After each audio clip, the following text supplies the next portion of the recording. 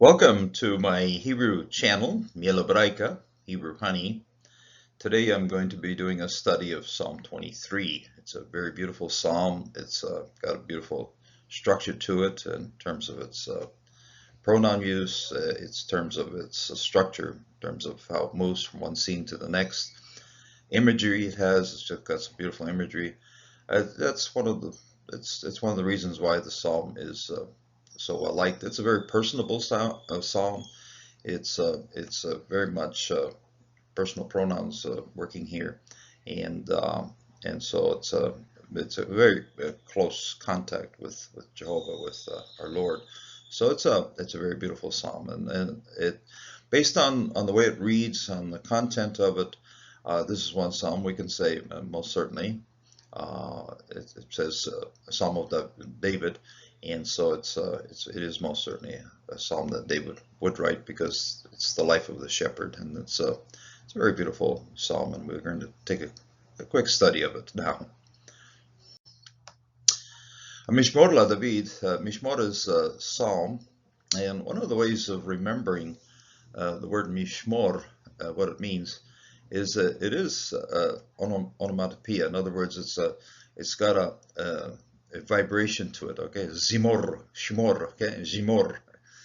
Just roll that R a little bit, and you can almost hear the chords of the harp strumming. Okay, that's mishmor. Okay, so that's the strumming of the harp of psalm, the strumming of harp of David. Okay, now this particular preposition, le David, okay, to David or of David, can be understood in one of two ways. One is this right what we have here, a Psalm of David. In other words, this psalm or this preposition is possessive. In other words, it has belongs to David, or it's been written by David. It comes from David. Okay, le David. The lamed can also be, this lamed right here, this preposition can also be dedicatory. In other words, it's dedicated to David. And so there's a possibility somebody else wrote it and then said, oh, this one's good for David. And so in this case, I would say, yes, the psalm is, I would take this lamed here as possessive. It belongs to David. It comes from David, a psalm of David, le David. Yahweh, this is a tetragrammaton, of course, Yod He Vav He, and I've been pronouncing it this way because it actually fits the passage quite nicely. Yahweh Roi, okay, Jehovah is looking over me, is pasturing, is the shepherd, is the pastor, okay, Roi. It's a participle that's used in a noun sense. In other words, is based on what he's doing. The Lord is pastoring, the Lord is shepherding, and since he's doing that as a participle, that's what he is. Then he's a person who's pastoring. He is then a shepherd, and so this is what participles will do in Hebrew. So it's a participle used as a noun. Okay, so that's a well-known usage of how they do things with participles in Hebrew. Not all of them, but most certainly a lot of them do that. Lo, not. Echetzar. Now, I can remember growing up as a child, the Lord is my shepherd, I shall not want. And so I'd always scratch my head, why don't I want him? Okay. No, it isn't that I don't want him. It's just that I won't have want of other things. Okay. So that's where the want is. And modern translations approach this and go, I will lack nothing. Okay, nothing is lacking to me. The word is echetzar. This is a prefixed pronoun here, the first person pronoun, I, hetzar, and I'd like to go back right to the very first time it's used in the Bible, and it's used in the story of Noah, when the flood waters have covered the entire earth, and then the rains have stopped, and now the waters are in retreat. The waters are doing hetzar, okay? The waters are flowing back into the depths of the ground, and so they are in retreat. They're declining. They are just diminishing. They're going down. And in the same way that those waters are going down, yeah, we can also be going down, but we have a low here. I'm not going down. I'm not descending. I'm not flowing away. I'm not getting flushed out, sort of. That's a esar. Okay. So I've put in the translation here, I shall not retreat, I shall not turn back, I shall not retire, I shall not go down, I shall not flow away. Uh, because this is a first person. This is something that I am doing. And when we say I lack nothing, the tendency is to make that understand that in a material sense. I won't lack food, I won't lack this, I won't lack that. Um, but the psalm really is a full out description of what the Lord is doing to me to hold me close, to hold me strong, to hold me in place, to give me strength, and so and I am a sheep in His pasture. In other words, I'm something that the Lord is taking care of, and so the sense of the psalm is not objects or things. The sense of the psalm is the work that the Lord is doing on our behalf for us, and so I shall not retreat. I shall not diminish. Why? Because the Lord is holding me up. The Lord is keeping me in place, keeping me strong, keeping me going. Okay, so lo etzar. Okay, I shall not retreat. Ben noot. That's in pastures. Benot deshet. Deshet is the same word that's found in Genesis 1. The green plants that come up from the ground, and this is the very green things. So this is the word green right here.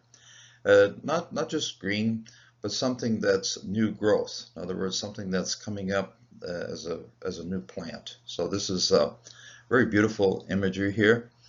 You know, if a shepherd is going to find a place for us, he wants a place with the best food, the most green grass you can find.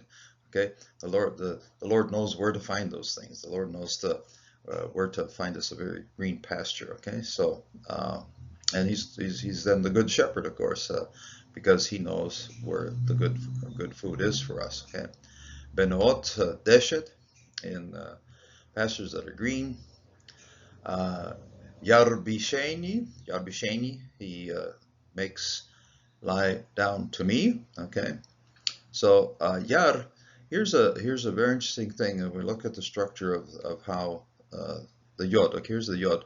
This Yod indicates the first person. Okay, here, or third person here. He. Okay, Yar. That's he makes me. Okay, Yar bisheni, to me. So when you have a Yod in the front of the verb, that's he is what he's doing, and when you have the Yod at the end of the verb, it's what I am receiving. So this is third person singular pronoun, prefixed, and this is first person, that's I, singular pronoun, suffixed in the end right here. So Yervasheni, that's he makes me lie down to me. Okay. Alme, on waters, is one of the few plural nouns in the passage, but here it is. Alme, this is a construct form. The absolute form would be mayim, okay, but here it's a construct. Alme, on waters. Menuhot. Menuhot is still, consoling waters, still waters. The word still is a very good translation here. Be menuhot. Now, in Hebrew thought, the waters that we come to are divided in two categories. There's the waters that Jonah faced when he got thrown off the boat in the Mediterranean. There's the waters that the Jewish people faced when the Assyrians and the Babylonians were invading. They were coming from the Euphrates. In other words, the Euphrates River is a symbol of waters that sweep things away, that just mess things up, just royal mess. But this is a very different kind of water, menuhot, and it has the the root in it, nun chet, which is Noah, okay? Noah's waters, okay? What is it that makes Noah's waters? Noah got his name because the Lord wanted to make the earth still. You can kind of imagine and picture what happened with the flood. The flood, before the flood, the world was messed up with wild partying and drinking and total sinful lifestyle. And this got to the Lord. Jehovah said, I can't take this anymore. I'm going to destroy the entire world. So he did. And then when all of these people were destroyed, of course, all the partying and everything ceased, and it became a very much quieter world. That's what you think of it. The world was much more quieter, much more stiller after the flood was over. And the waters that flow below the city of Jerusalem, the aqueducts and the Hezekiah's aqueduct, the river that flows under the city, very quiet. Just moves right along very, very quietly, especially if it's all enclosed in a tunnel and comes out at Shalom. And so Isaiah, in fact, makes that comparison. Hey, why are you chasing after those wild waters of Assyria and Babylonia when you have the very still, quiet waters that walk under the city? They use the word walking along. The waters walk along. And these are menuchot. Okay, this is the quiet waters, the waters that really nourish us, provide sustenance to us, but aren't destroying us in the process. So, menuchot, ye nachaleni. Nachaleni is he is leading us. Nahal is to actually Nahal is a large river, but it also means walking alongside. Okay, this is Nachaleni, and again it's the very same thing of a third person pronoun prefixed here. This is Yar Bisheni, and this is Yar Nachaleni. He leads me. Okay, he leads me. He makes me lie down. Okay, he makes me lie down to me. So very beautiful sequence here of prefix and suffix pronouns. Nafshi, my life, my soul, my life. Nefesh is, of course, life. This would be what they call a segole. In other words, a double segol here, but with the yod suffix on the end. It stretches out into this what they call vowel reduction. Okay, nafshi, my soul, my life. Okay, yesh shovev. Shovev is something that turns things around. Okay, brings it back. Okay, yesh shovev. And here again it is. Okay, this is my soul. So here you have the third person or first person here, okay? First person, my soul. And this is then the third person, he restores, okay? So this yod is working here for me, and this yod is working for what the Lord is doing here. He is restoring. He is bringing back, turning it around. He's converting me. I think some of the translations will even say that. Okay, the Lord converts my soul, okay? Yeshovev, okay? There are no dagish here, so you have to keep these as V's, okay? Yesh shovev, okay? Yesh shovev. Ye yan heni. Again, we have a nun chet here, and this is then also leading, okay? Bringing along, okay? The work of a pastor, work of a shepherd, leading us. Be en mag gele in paths. Okay, this is a plural here because there's a construct right at the end here. This is the plural form of the construct. And shedek, righteousness, and paths of righteousness. Now, righteousness, we understand it, comes from the Lord. When we're talking about righteousness, it's something the Lord is leading us to something that is right, that is correct, something that He has restored, something that he is making good for us. In other words, he's finding a path that where we can live the high road, we can live a life of obedience, we can live a life of righteousness, and this then comes from the Lord. He's the one that finds these paths for us. In other words, he's finding good things for us to do. He's finding things that, okay, you are my child. This is the way you should be walking, and so this is what he's saying right here. Be magele sedek, B'magale Sedek, in the paths of righteousness. Leman Shemo, for the sake, okay, for the goodness of, for the increase, okay.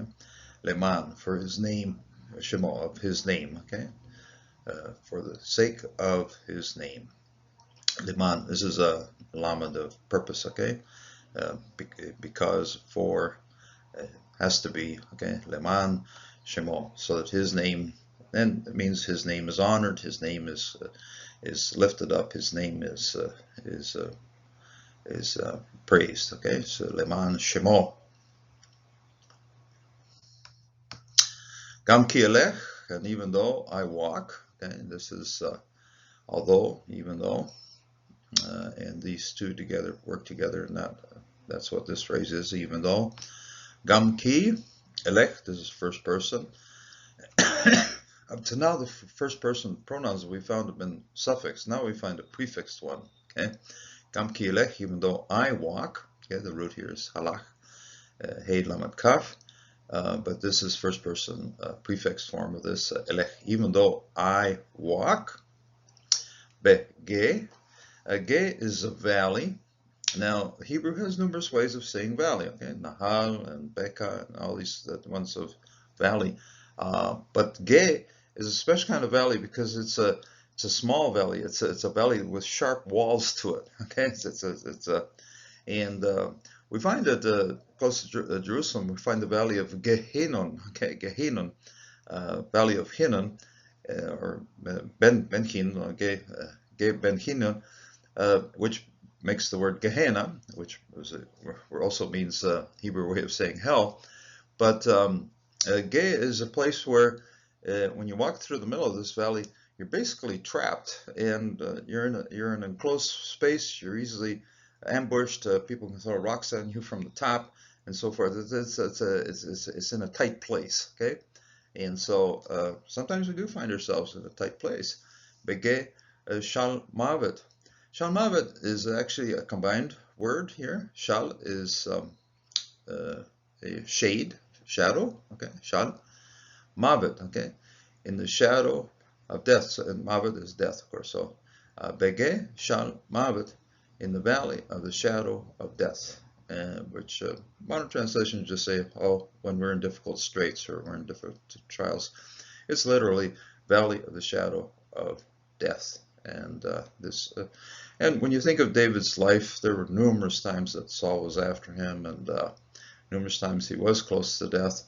He had to face up to Goliath right at the start of his career. Most stood in the shadow of death there. He's standing in the shadow of Goliath. But yeah, wow. You can walk through some tough times, but the Lord is with us. Okay. Lo yira ra. Okay. This is not. I will not. Again, here, this is first person. This is ira. Yod resh aleph is to fear. Okay. And we get sometimes confused with resh aleph hey, but this is yod resh aleph. The yod is there. This is the first section of the root. Okay, and this aleph then is the pronoun that's a prefix onto this verb.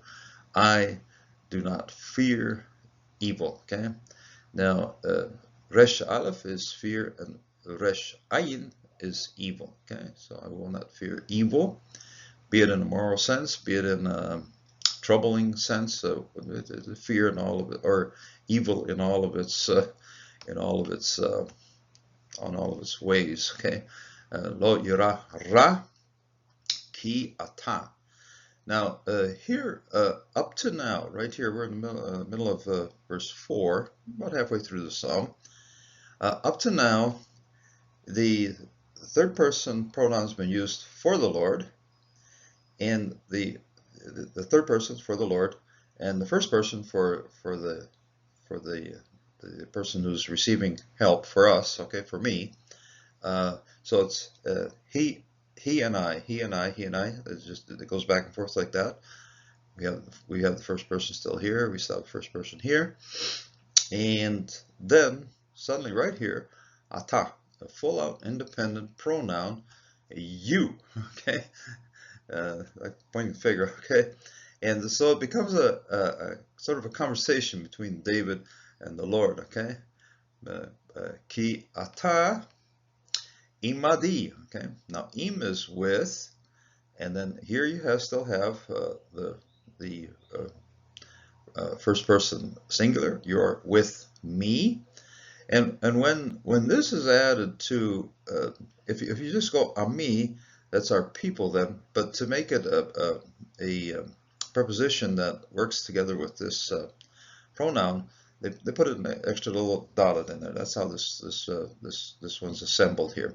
Okay, imadi, with me. Okay, and I always like to think of it as amud, to stand as a column. In other words, you stand with me, or you are with me. Okay, because you are with me, you stand with me. Amud, amadi, you are standing with me. Shibatecha, this is your rod, and there are numerous instruments that pastors would use, and this one was certainly the rod that a shepherd would carry in order to guide his sheep.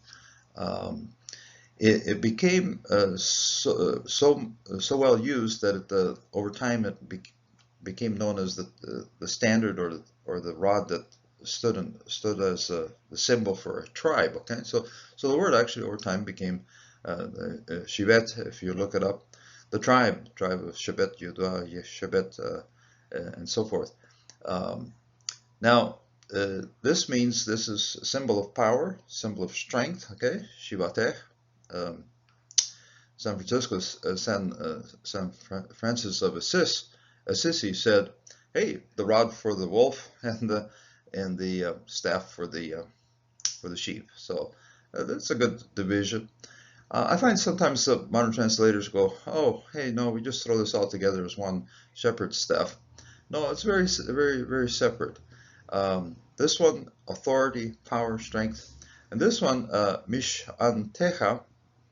This is when people need something to hold on, or when they're going walking.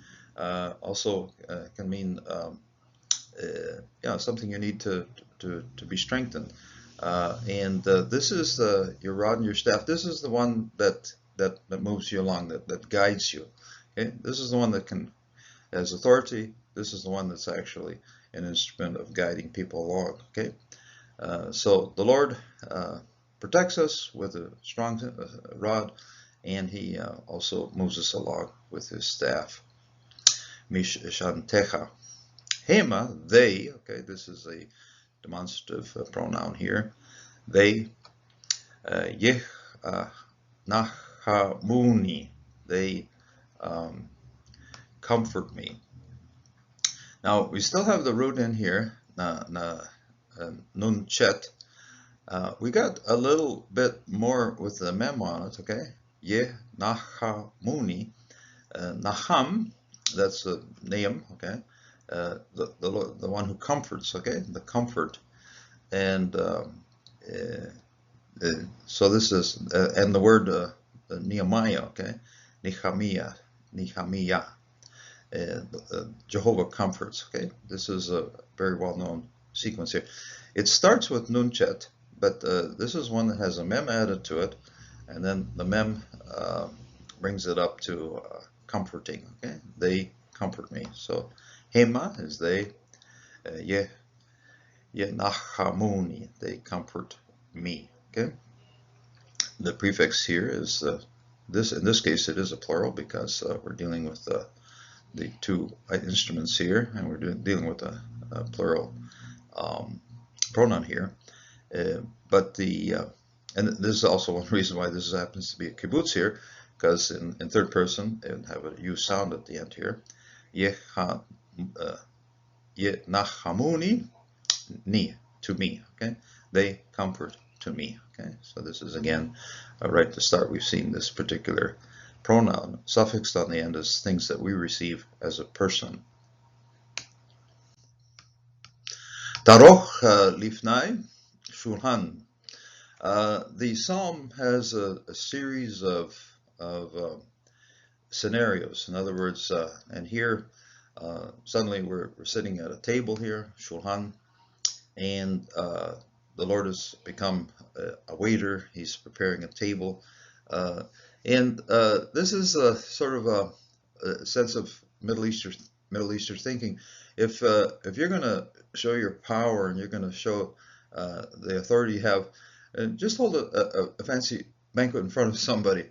In other words, instead of running for your life, instead of just sit down very calmly and say, okay, we're just going to have a nice little meal here, and you can see it. Okay, what it means is, wow, I've got things under control. The Lord can set up a table in front of my enemies, and they might be shaking their head, growling, planning all kinds of evil things, but I know that I can sit down very quietly and have a meal, and I can do that. Why? Because it's the Lord that's doing it. The Lord is setting up this table for me.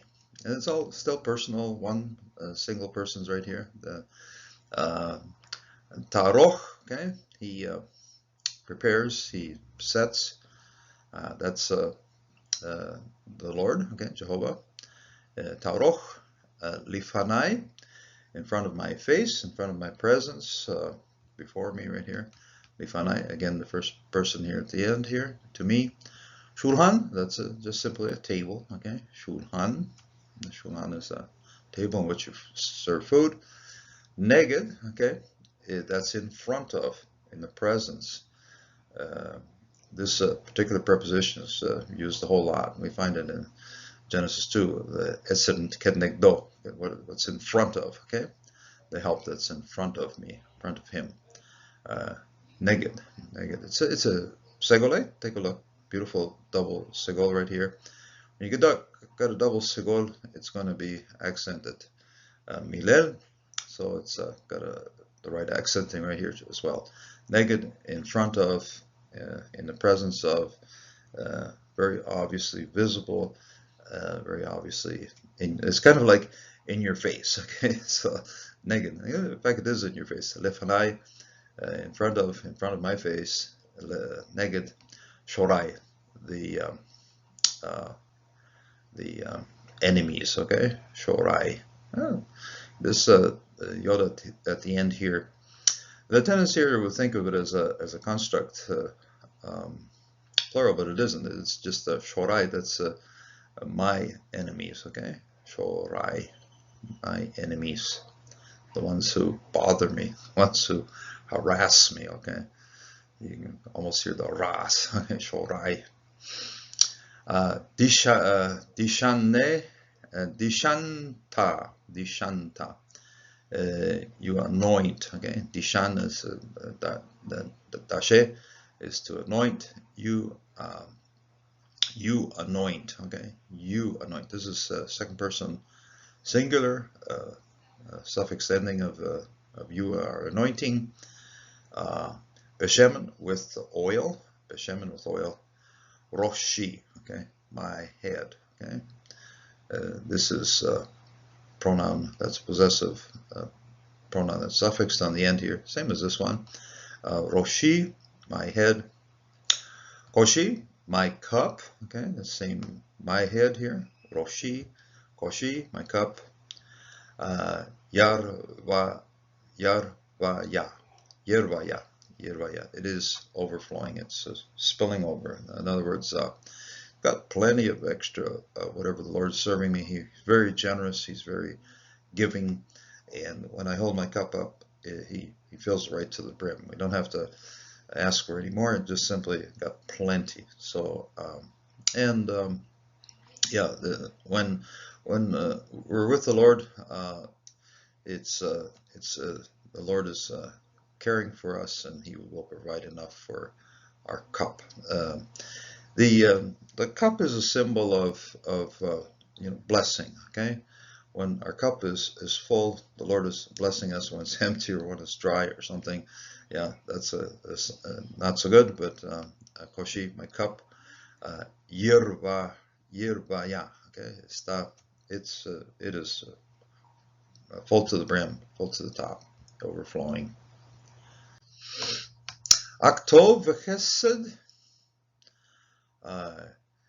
yirdafuni kol yameh haya ve'shavti bebeit Yahweh leroch yamim. This is certainly, ak is an exclamation word, basically, certainly, surely, okay, surely. Tov is just simply good, goodness, okay, tov, very well-known word. Tov, when you say good morning, you say boker tov, okay, and so it's a very well-known word of tov. Chesed, and this is mercy, and this is also a segolet noun right here, two segos, and then it has the milel accenting, of course, chesed, okay, chesed. That is mercy or loving kindness, and care for. The Lord is certainly goodness and mercy. Yirdafuni will follow. Yirdefuni.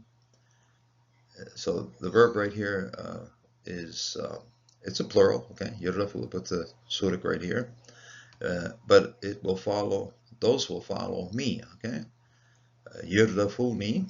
Certainly, goodness and mercy will follow me.